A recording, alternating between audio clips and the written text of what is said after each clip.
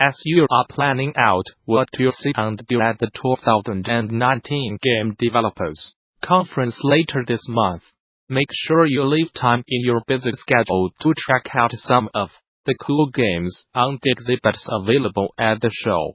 The 2019 community spaces like the Indie Megabooth Showcase, the Shut Up Sit Down Board Game Lounge, and the Mild Rumpus will all be conveniently located in the West Hall of the Moscone Convention Center during that day, each with their own smorgasbord of intriguing games to play.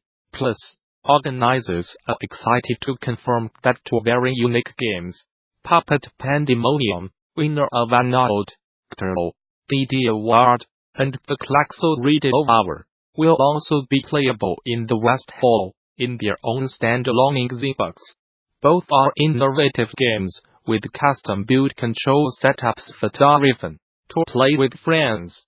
Puppet Pandemonium practically demands it, so make some time to check them out. As you can see, Puppet Pandemonium proved to be a popular experience when it was on the GDC 2018 Expo floor as part of that year's DD showcase.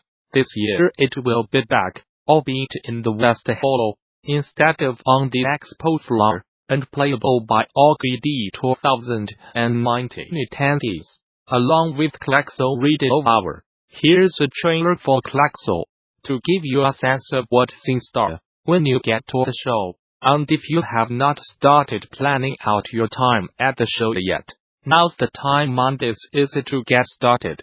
Just head on over to GDC 2019 session scheduler. There you can begin to lay out what talks you want to see at GDC 2019, which takes place March 18th through the 22 at the newly renovated Moscone Center in San Francisco. Bring your team to GD, register a group of 10 or more and save 10% on conference passes. Learn more. For more details on GDC 2019, visit the show's official website, or subscribe to regular updates via Facebook, Twitter, or Gamasutra and GD are sibling organizations under parent company Informa.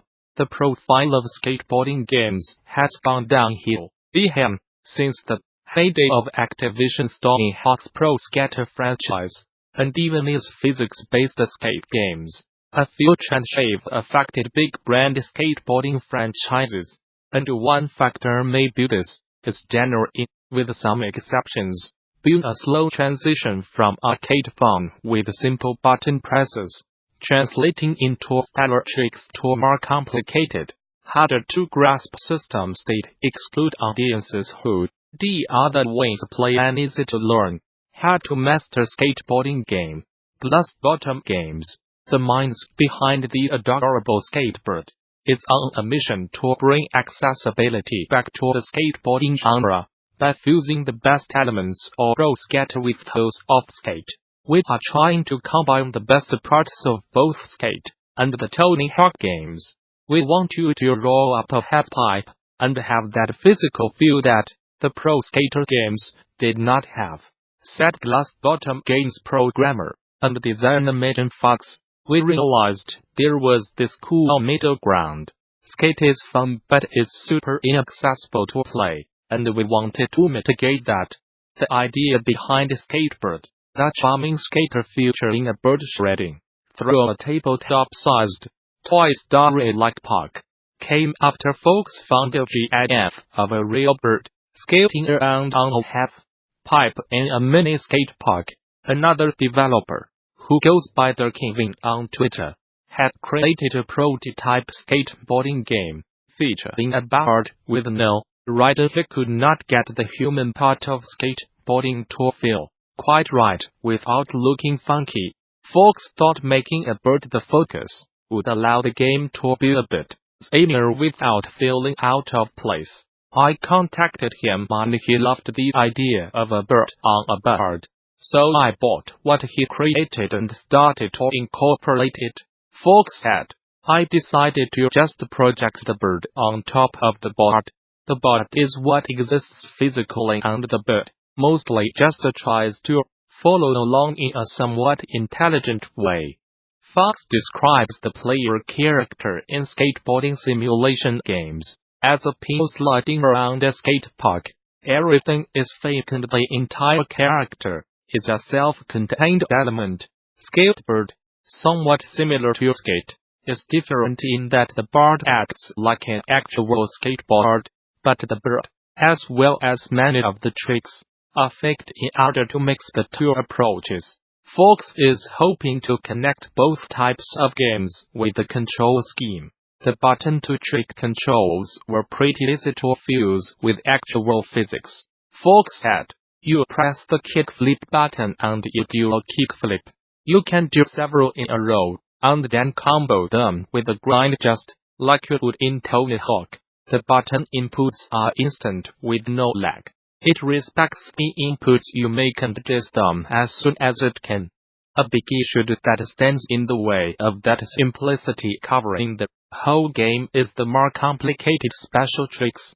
Any tricks involving the body in manipulating the board, more so than flip tricks, create an issue with the bird not being an actual part of the board.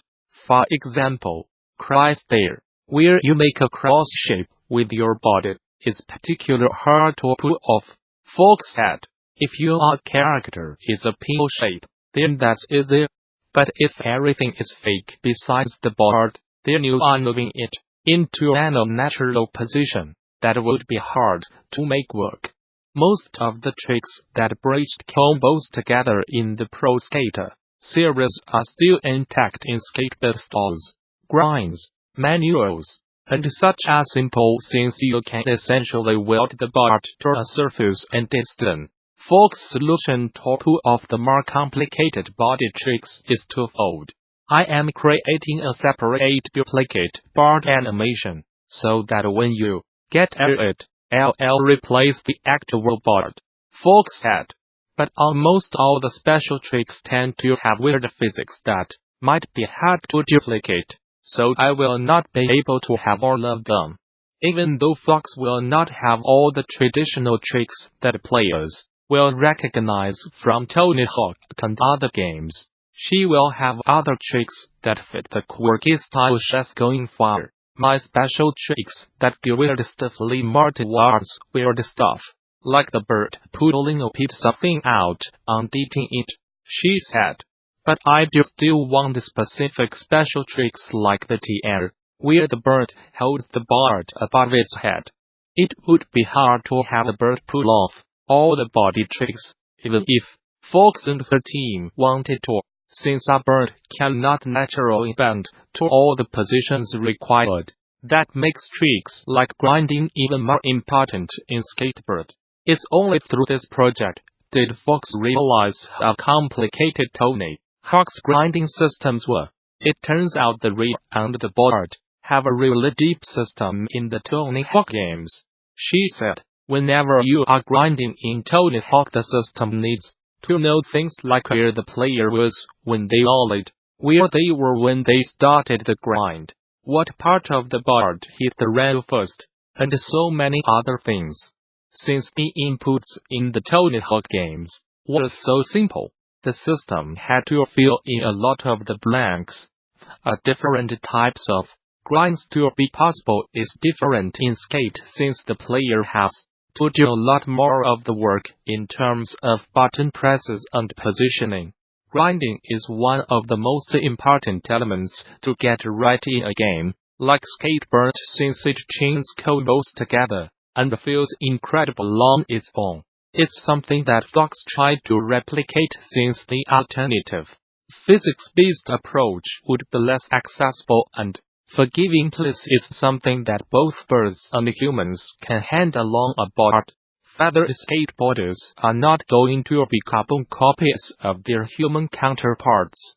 Skateboard style has a few crucial differences when compared to the Birdman that help ground some of the mechanics, while also incorporating wings into tricks and combos. The physics for skateboard feel real, But if you stand back and look, it does not make complete sense. It feels good, but it does not feel real. Fox said. The flapping, an animation, was added to give a visual explanation.